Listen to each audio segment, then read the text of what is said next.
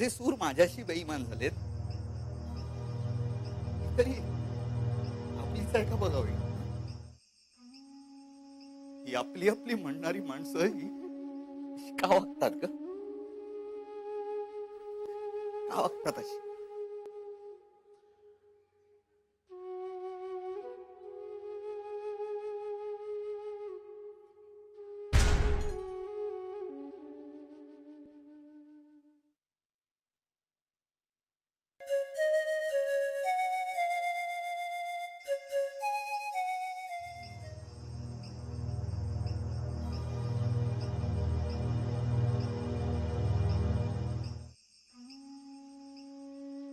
रात्री 12 वाजता नाही प्रतिभा तुझ्या आईचा वाढदिवस साजरा करता येणार.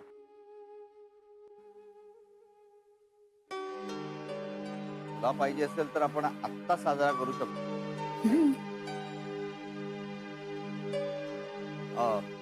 ताई काहीतरी गोड बनवतेस. आत्ता आणते. थँक्यू. बाई नाही नको राहू देत. बाबा घरी आले असतील, खूप उशीर झाला, मला घरी जायला.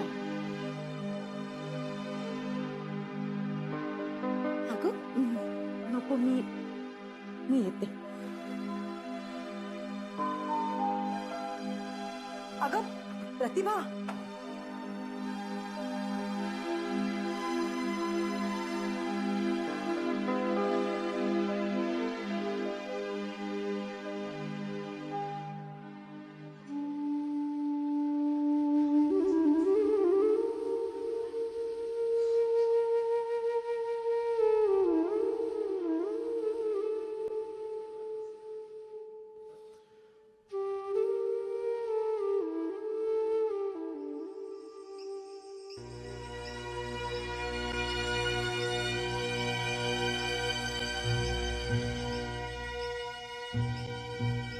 हेमा, तुझ्या प्रतिभा काही सांगून गेले का किती वाजता येणार? तिच्याकडनं उत्तर यायचं म्हणजे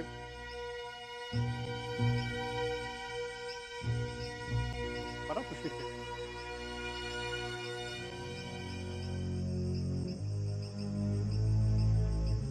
बाबा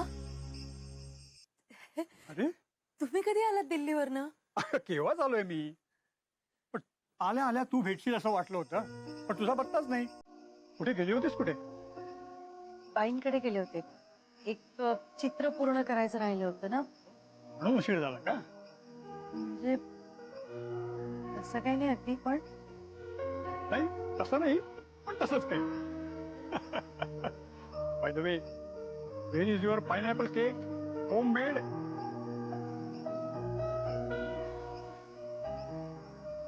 नाही म्हणजे मी आल्या आल्या प्रेमाला विचारलं, पण ती काहीच बोलली. म्हणाली तुमच्या लाडक्या लेकीलाच विचारा. म्हटलं, ठीक आहे, बसलो तुझी वाट बघत. काय ग? काय झालं? हं? काय ग, काय झालं? झाला ना बर्थडे नेहमीसारखा साजरा? काय झालं?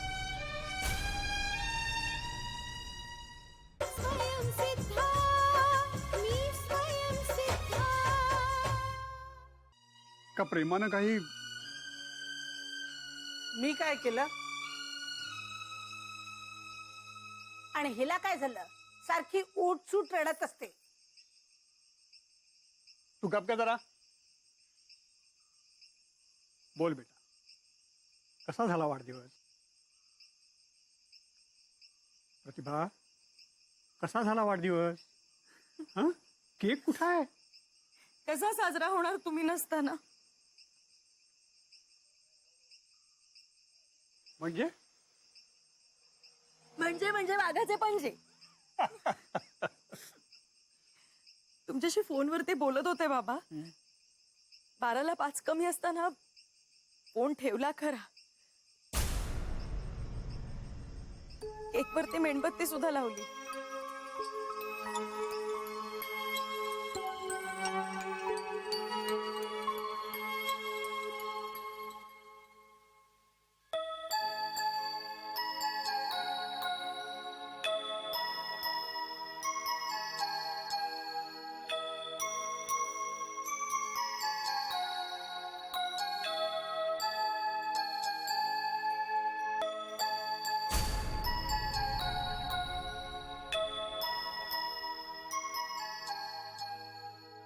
आईच्या फोटोकडे पाहिलं.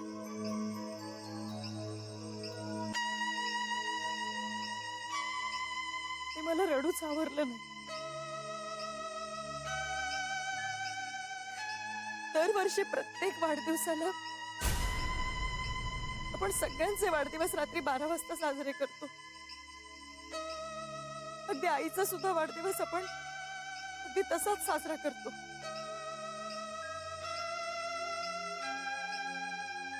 पण काल आशू अंजू नाही, तुम्ही नाही, मला केकच नाही कापावंसं वाटलं. तशीच बसून राहिले आईच्या फोटोकडे बघत. प्रेमा होती ना, तिला हे जरी पसंत नसलं तरी तिने आतापर्यंत विरोध नाही केला कधी.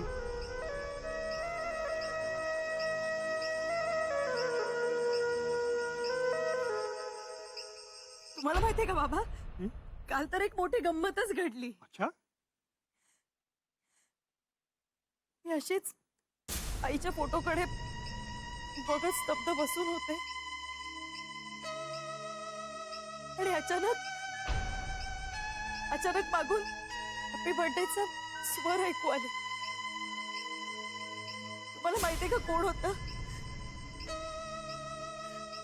आई ज्या टाळ्या वाजवत मागे उभ्या होत्या.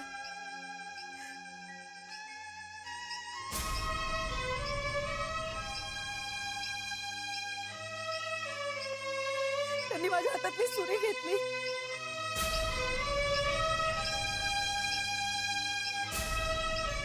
केकवरती मेणबत्ती लावली,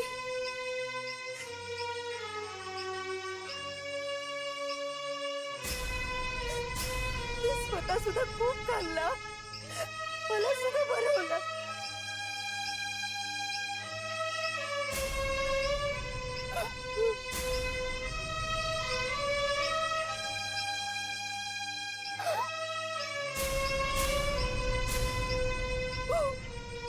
आणि सगळा केक संपला.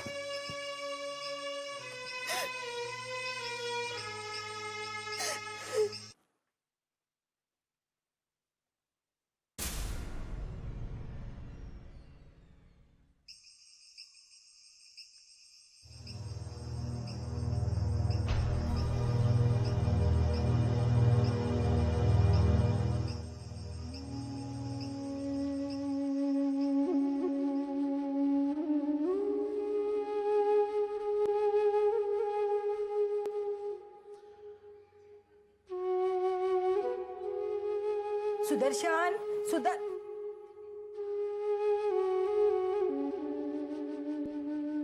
सुदर्शन, तू इथेच होय? आणि काय रे, सकाळी सकाळी असा करून रस कशाला आळवतोयस? आठवणींच्या वारुळाला धक्का लागला की आठवणींच्या मुंग्या भरावर बाहेर पडतात ना ग ताई. विसरायचं म्हटलं तरी तो दिवस विसरता येत नाहीये मला. लोकांची आरडाओरड, धावपळ, लहान मुलांचं रुंदण नाही विसरता येते मला. आणि ते सगळं आठवलं ना की आपोआप आपोआप हे असेच सूर बाहेर पडतात ना ग. सुदर्शन, अरे मी आहे ना, का असं एकटं एकटं वाटून घेतोयस? तर का वाटून घेतो? स्वतःच्या हक्काचं घर जेव्हा जळून खाक होतं ना, तेव्हा एकटेपणा येतो. हक्काचं घर, हक्काची माणसं स्वतःपासून जेव्हा दूर होतात ना, तेव्हा एकटेपणा येतो. आणि ताई, आमच्यासारख्या माणसांचं कसं असतं माहितीये काय ना ताई, आम्ही ज्या घरात राहतो ना, ज्या घराला आम्ही आमच्या हक्काचं घर म्हणतो, त्याची प्रतिमा आमच्या मनामध्ये स्पष्ट उमटलेली असते. आणि त्यामुळे ते घर आम्हाला हक्काचं वाटायला लागतं. पण जर का अचानक तुमचं घर माना असं हक्काने सांगायला लागलं अरे तर मात्र आमच्यासाठी खूप मोठा प्रॉब्लेम होता आणि म्हणूनच एकटेपणा येतो. आणि ताई, अशा वेळी तुम्ही काहीच करू शकत नाही. अरे पण तू काय करणार होतास? खरंय, मी तरी काय करणार? मी हा असा आंधळा आहे ना, म्हणून काहीच करू शकत नाही. अरे नाही नाही, तसं नव्हतं मला म्हणायचं. पण तुझ्या आजूबाजूला इतकी धडधाकट माणसं होती, त्यांनी तरी काय केलं? सांग ना, काय केलं?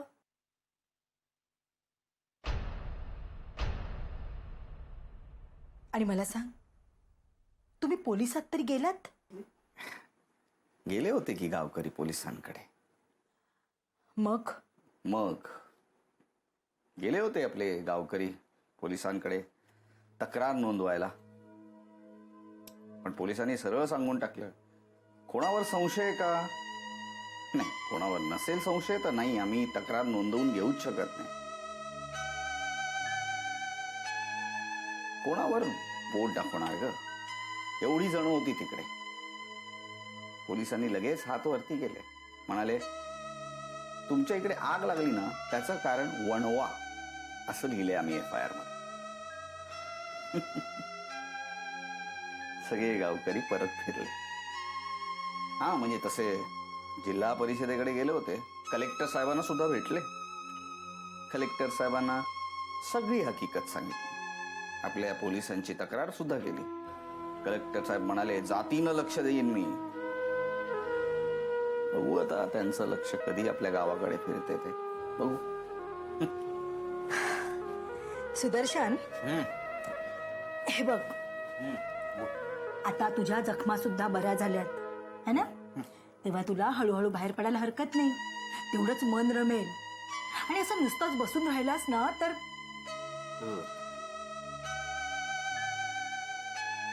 खरं सांगू,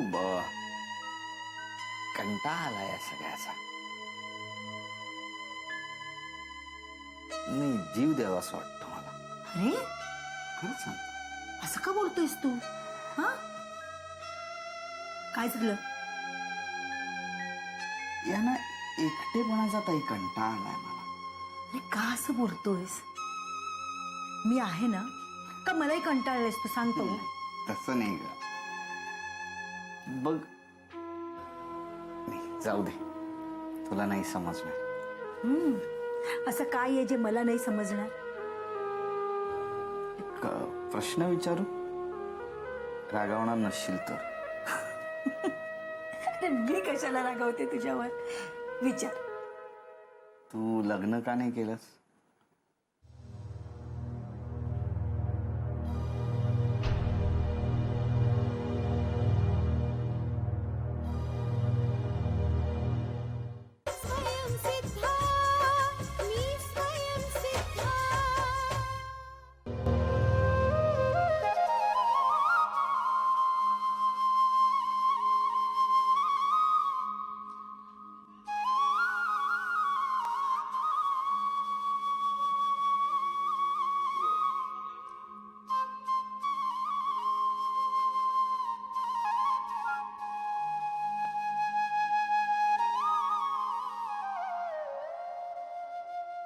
प्रतिभा, तुम्हाला कसं कळलं? कसं कळलं? सुगंधावरून. काय आहे, आमच्यासारखी माणसं स्पर्शावरून किंवा सुगंधावरून माणसांना ओळखतात. या वरच्या माणसाने आम्हाला ही गोष्ट दिली नाही, पण दुसरी गोष्ट एकदम शार्प करून दिली. त्यालाच आम्ही 7 सेन्स म्हणतो. तुम्ही एकटेच बसलाय तिकडे, बाई नाहीये? ताई बँकेमध्ये गेली, तिला कुठलं तरी अर्जंट काम आलं म्हणून. सूरजला सांगितलं तुम्हाला सगळ्यांना कळवायला, कळवलं नाही का त्याने? हो का? माहिती नाही, आला असेल घरी फोन. बहुतेक मी आधीच घरातनं बाहेर पडले. अच्छा. बस ना. नाही नको, मी निघते, घरी खूप कामं आहेत. कामं पण क्लास असता तर कामं बाजूलाच राहिली असते. बसा की आमच्या बरोबर 5 मिनिटं तरी.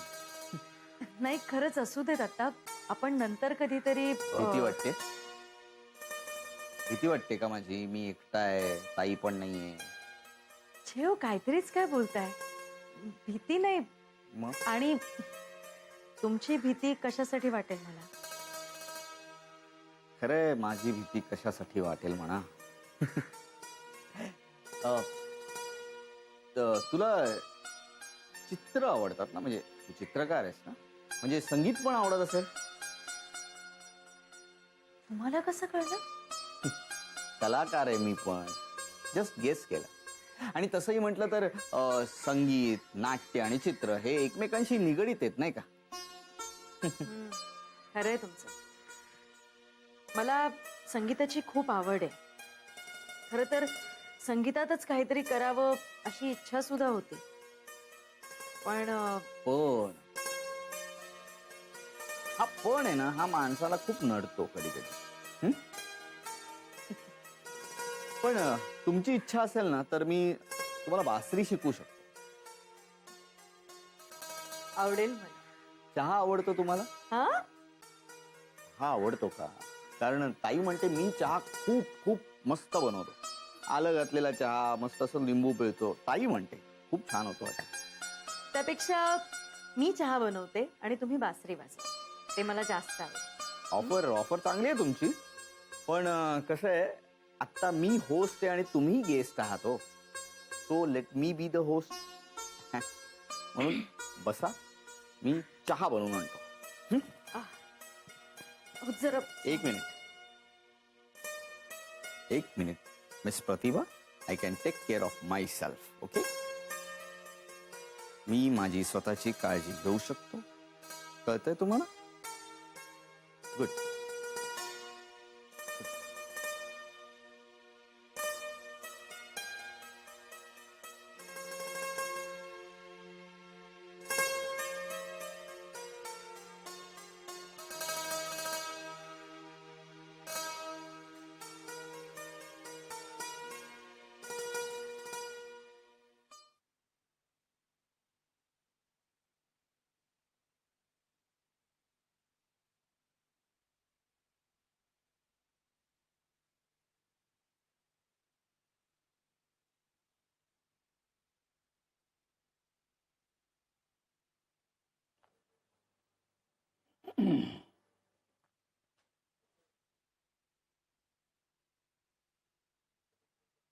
काय आज काहीच पसंत पडत नाही वाटतं. नाही, सारखी चॅनल्स बदलतेस म्हणून विचारलं. कुठल्याच कार्यक्रमात रस नाही वाटतं. कार्यक्रमातच काय, इथे आयुष्याचा रस हरवलाय. सगळं कोरडं कोरडं वाटतंय. कुठल्याही गोष्टी तोलावा वाटत नाहीये. कसलाही. अरे असं का बोलतेस? तुला चांगला संसार चाललाय की आपला. देवाच्या दयेनं 2 छान मुली आहेत. चांगल्या हॉस्टेलमध्ये शिकतायत त्या. काही कमी नाहीये. असं तुला काय हवं आणखीन? जीवनात हव्या असलेल्याच गोष्टी असाव्या असं काही गरजेचं नाही ना. तुला म्हणायचंय तरी काय? जरा स्पष्टच बोल. नुसत्या हव्या असलेल्या गोष्टी माणसाला मिळाल्या तर आयुष्य सुखकर होत नसतं. काही गोष्टी अशा असतात की त्या माणसाला मनापासून नको असतात, पण त्या गरज नसताना माणसाच्या गळी पडल्या की असणाऱ्या चांगल्या गोष्टी सुद्धा माणसाला नको होतात.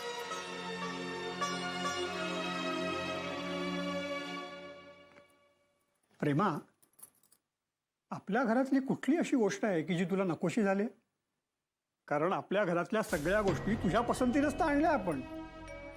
आणि प्रतिभाच्या आईची आठवण असणारी प्रत्येक गोष्ट तुझ्या सांगण्यावरूनच मी घरातून बाहेर काढली. नंतर सगळ्या गोष्टी पुन्हा तुझ्या पसंतीने आणल्या आपण. बरोबर आहे, अगदी बरोबर आहे. तुमच्या पहिल्या बायकोची आठवण असलेली प्रत्येक निर्जीव वस्तू आपण या घरातून काढून टाकली नक्कीच, पण त्यांची सगळ्यात मोठी आठवण असणारी, या घरात सजीवरित्या वावरणारी, तिच्याबद्दल आपण कधीच काही बोलले नाहीत. प्रतिभाबद्दल बोलतेस का? हा, मग आता काय लिहून देऊ म्हणजे तुम्हाला कळेल. एक विचारू का?